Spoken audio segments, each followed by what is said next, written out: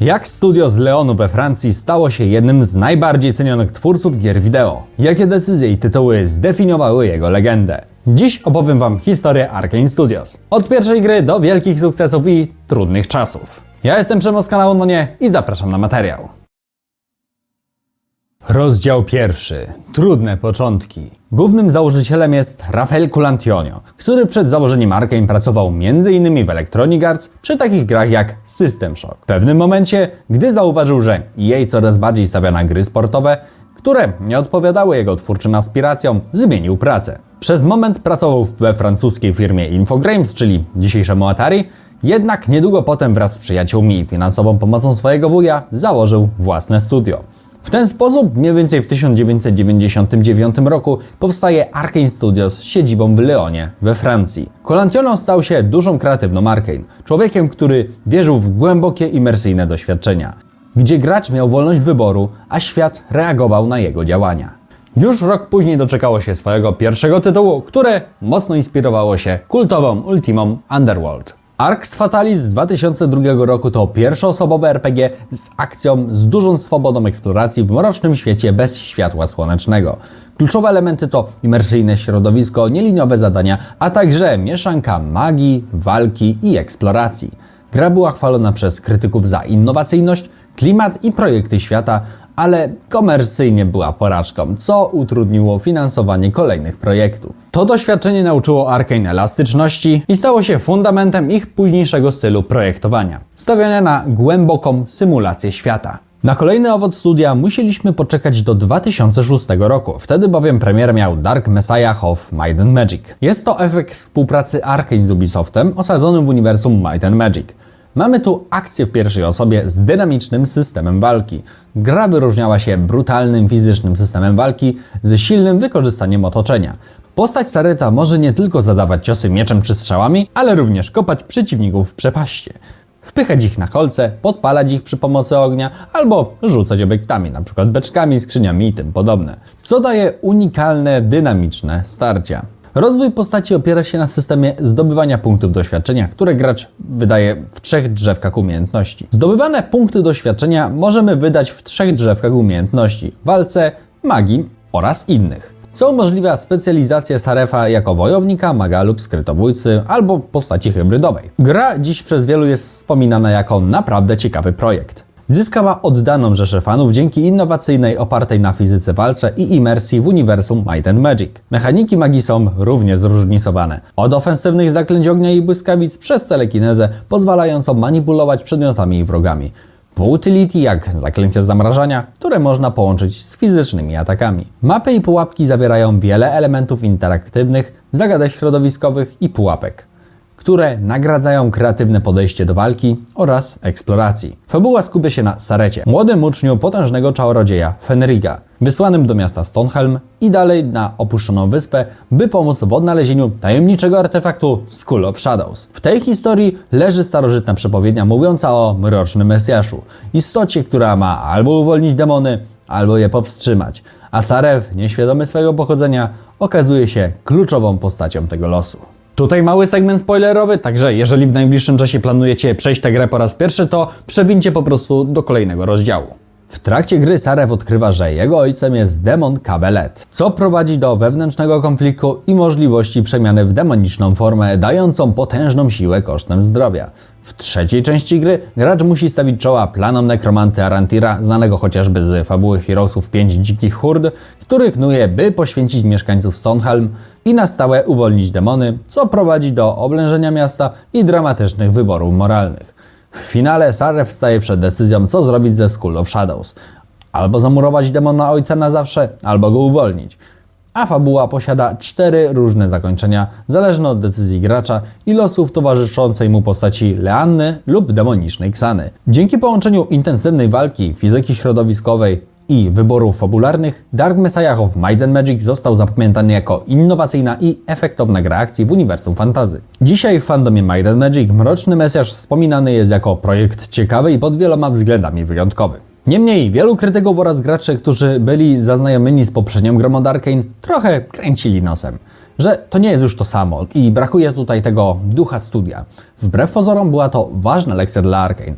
Utrzymanie tożsamości przy pracy nad zewnętrznymi zleceniami bywa po prostu trudne. W tym samym roku w Teksasie firma otwiera nowy oddział, który nazywa Arkane Austin. Po Dark Messiahach Arkane miało problemy finansowe i podejmowało różne prace wspierające przy dużych projektach, m.in. przy Call of Duty World at War, do którego dodali tryb multiplayer, oraz BioShock 2, w którym pomagali w projektowaniu poziomów i animacji. To pozwoliło utrzymać studio i rozwijać umiejętności, choć bez pełnej kontroli kreatywnej. A potem nastąpił przełom. Rozdział 2. Nowe możliwości. W sierpniu 2010 roku Arkane Studios zostało wykupione przez ZeniMax Media. Po tej transakcji stało się częścią grupy wydawniczej ZeniMax, do której należała także Bethesda oraz id Software. I chociaż często takie przejęcia nie kojarzą się graczom najlepiej, to nie da się ukryć, że ZeniMax wtedy dostarczył Arkane coś, czego desperacko potrzebowali. Stabilność finansową, a także sponsorowanie kolejnych projektów. Już 2 lata później gracze mieli przekonać się, że był to bardzo dobry ruch. Dishonored z 2012 roku to pierwszy duży komercyjny sukces studia. Gra łączyła elementy skradanki, akcji i narracji z dużą swobodą wyboru gracza. Kluczowe elementy gry to wciągający świat i systemy reagujące na styl gry. Bohaterem jest Corvo Attano, który służył w ochronie księżniczki cesarzowej. Jednak został wrobiony w zabójstwo jej cesarskiej mości i w trakcie gry przyjdzie nam odkupić winy oraz zemścić się na tych, którzy do tego doprowadzili. W dodatku wykorzystanie takich rozwiązań gameplayowych jak teleportacja, podświetlanie wrogów oraz liczne upgrade'y wyposażenia naszego protagonisty dały nam niezwykle ciekawą mieszankę. Efekt: doskonałe oceny od krytyków, wysoka sprzedaż i kultowy status wśród graczy. Dishonored stał się fundamentem renomy Arkane jako studio, które łączy narrację, styl i głęboką mechanikę gry.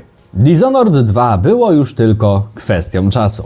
Gra ukazała się w 2016 roku, rozszerzyła świat pierwszej części z jeszcze większą swobodą.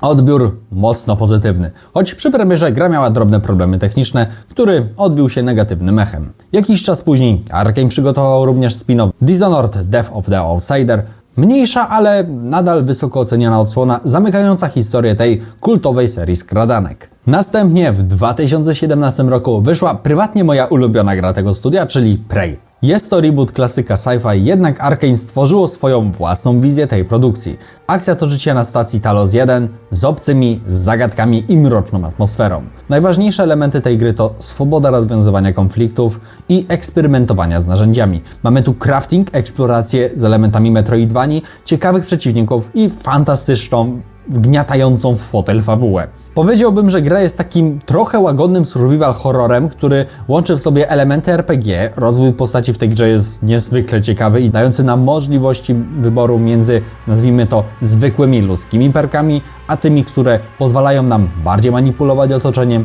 i stać się trochę niczym obcy, z którymi tu walczymy. Odbiór gry to bardzo dobre oceny, nominacje do gry roku, uznawane za jedną z najlepszych immersive sim ostatnich lat. Sama historia Preya jest niezwykle ciekawa, więc pozwólcie, że teraz zakończę jej wątek, ale od razu zapowiadam, że już niedługo na kanale możecie spodziewać się osobnego filmu o historii serii Prey, więc zostaw już teraz suba na kanale, jeśli nie chcesz go przegapić. Prey z 2017 roku to idealne potwierdzenie tego, jak Arkane po mistrzowsku umie łączyć schematy horroru, RPG oraz science fiction. Jednak niestety od tego momentu z tym studiem było tylko coraz gorzej. Rozdział 3.